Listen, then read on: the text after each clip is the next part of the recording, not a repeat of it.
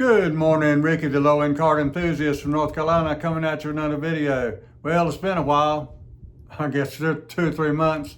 Nothing's come my way. I got a story to tell you. You know, on my heading, it's NC cards and other collectibles. And I've shown other collectibles on my channel before, and I'm going to utilize that today.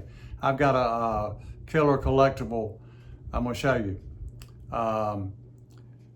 You know, since I bought my car, I haven't really had anything to buy, so to speak.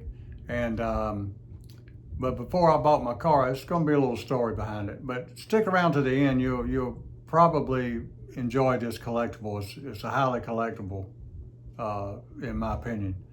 So before I bought my car, I went up to the card shop, and the last several trips up there was just nothing. A lot of holes to fill in these glass cases and everything. Excuse me. And just nothing to speak of worth bringing home. And so my next passion is comic books. And so I hadn't been to any comic stores in Greensboro, didn't know anything about stores. So I looked them up on Google, and there's several up there. And I had about 3 or 4 I was going to. And the first one I was going to turned out to be the epitome of comic book stores in Greensboro. Anyway, I went in there, and there was 3 or 4 big rooms, kind of at an angle, kind of like that. But in the glass case, the key comics, as we call them, the high price comics, if you will, he didn't have enough room to fill but about maybe 10, 15 comics, and that's it. And so I was looking through there, and there was one I was on the fence about, and it was a particular comic I was looking for. And I asked him about it. I asked him about the gold key comics, and he said, I got some back there. I said, do you got this particular comic? He said, no, if I did, it would be in the glass case. And if it was in the glass case, if I had it, there would be a line out the door to get it. That's how valuable or sought after this comic is, and valuable. So that's kind of a bummer. So I went by there and looked through his comics, and ended up with nothing. And I think I went to 3 stores, Googled this other store, went to that store, and didn't see anything I wanted to suit my fancy. And the last store I went to was near town. Greensboro's a pretty big city, about 350,000 maybe. And so this particular comic book store was right near the city, and you could see the skyline from the store. And there was about 6 or 7 maybe stores joined together.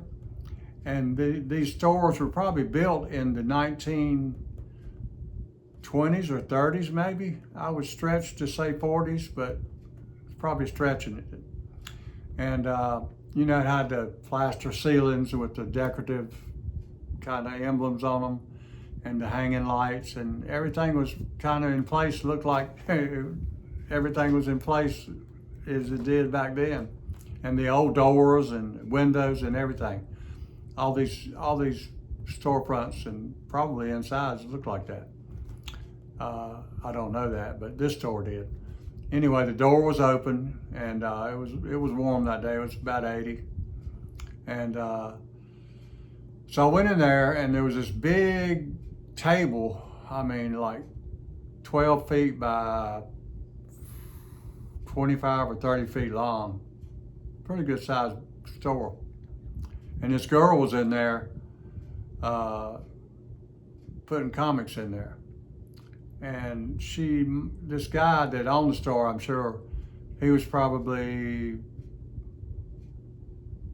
maybe 60, and this girl could maybe be his daughter.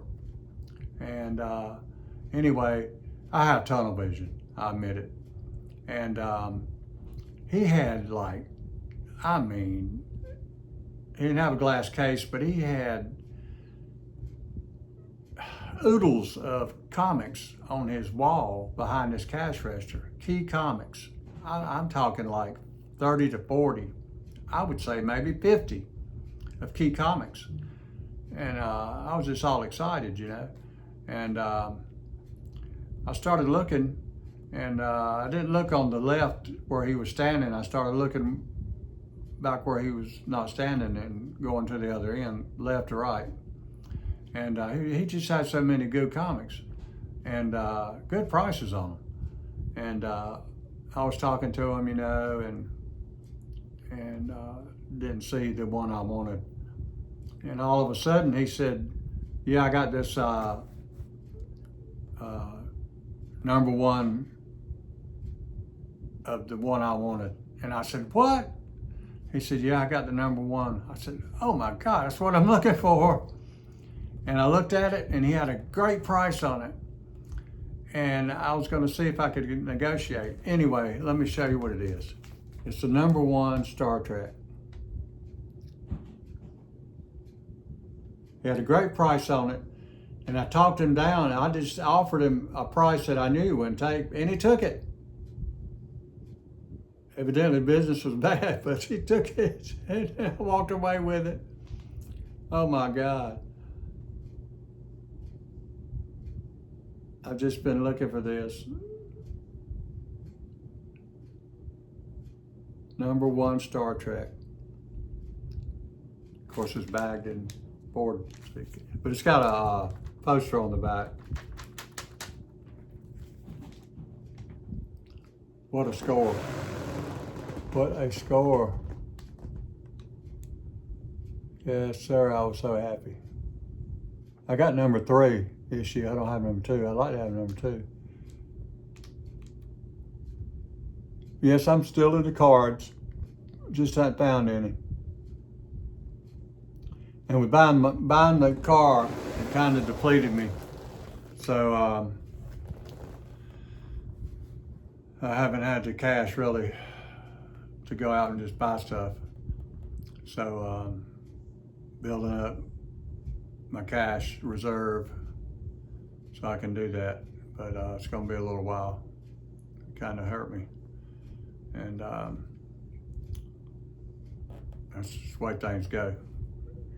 You have to do what you have to do. But this was bought right before I bought my car. And where I could do it. But yeah, I'm gonna be showing some stuff. I'm gonna be going back and showing some cards that I've bought and some other collectibles. And I hope you guys can understand, you know, I have other collectibles and it is in my heading. And I have shown collectibles before, and sometimes they do pretty good. Sometimes they don't. But anyway, yeah, it was my comic book excursion. So anyway, I have a few more I can show you. But as always, hope you enjoyed this video, and guys, have a great day.